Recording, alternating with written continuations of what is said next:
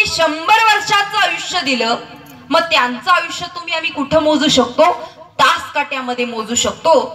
त्याच्यानंतर ज्यांच्या वर्षश्राद्धाच्या निमित्तानं इथं आपण उपस्थित आहोत असे आपले निलेश दादा यांचं आयुष्य जर तुम्ही आम्ही बघायला गेलो तर या भगवान परमात्म्याने आयुष्य दिलं, परंतु किती दिलं? अगदी मिनिट काट्यासारखं दिलं. 20 ते 30 वयोदरम्यान या ठिकाणी दादा या मृत्यू लोकाचा निरोप घेऊन गेले. म्हणून संत माईबाप त्यांचं आयुष्य तुम्ही आम्ही मिनिट काट्यामध्ये मोजू शकतो. उरला सेकंद काटा. मग सेकंद काट्यासारखं आयुष्य नेमकं कोणाचं असतं?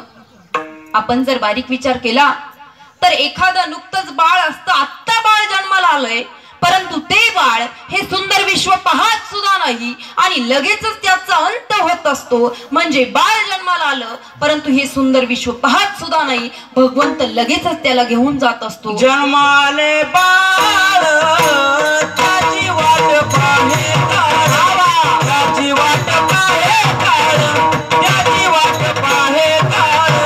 जन्माले बाळ त्याची वाट पाहे काळ, त्याची वाट पाहे काळ, त्याची वाट पाहे काळ.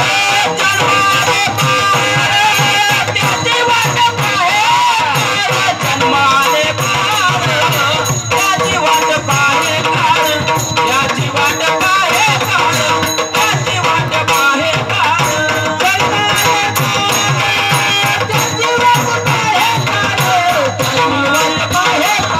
त्याची वाट पाहे काळ, त्याची वाट पाहे काळ, त्याची वाट पाहे काळ.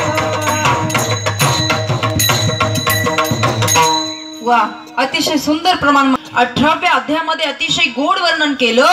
देहाची या गावा आलिया, जन्म मृत्यूची या सोहळिया, ना म्हणून धनंजया जियापरी. या देहरूपी गावाला तुम्ही आम्ही सर्वजण जन्माला आलो.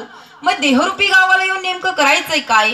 जीवनामध्ये प्रत्येक व्यक्तीला 3 सोहळे हे भोगावेच लागतात. पहिला सोहळा जन्माचा सोहळा, जो की तुमचा आमचा भोगून झालाय. दुसरा सोहळा विवाहाचा सोहळा, जो की तुमचा आमचा भोगून झालाय. उरला तिसरा सोहळा, तो म्हणजे मृत्यूचा सोहळा, जो की तुम्हा आम्हाला अजून भोगायचा बाकी आहे. निलेश दादांचा जो 1 वर्षापूर्वी भोगून झाला संत माईबाप.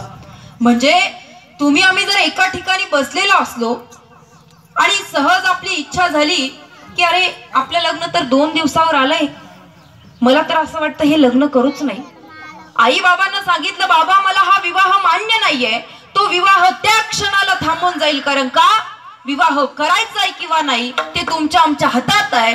त्या पद्धतीनं एका जागी जर तुम्ही आम्ही स्थिर झालो आणि काळ आला आणि काळ तुम्हा आम्हाला घेऊन जाण्यासाठी आलाय, पण काळाला जर तुम्ही आम्ही म्हटलो की हे काळा मला काय मरायचं नाही, मला काय यायचं नाही, असं किती जीव तोडून सांगितलं ना तरी सुद्धा काळ तुम्हा आम्हाला घेऊन गेल्याशिवाय राहणार नाही. कारण का? मौत जब तुझको आवाज देगी, मौत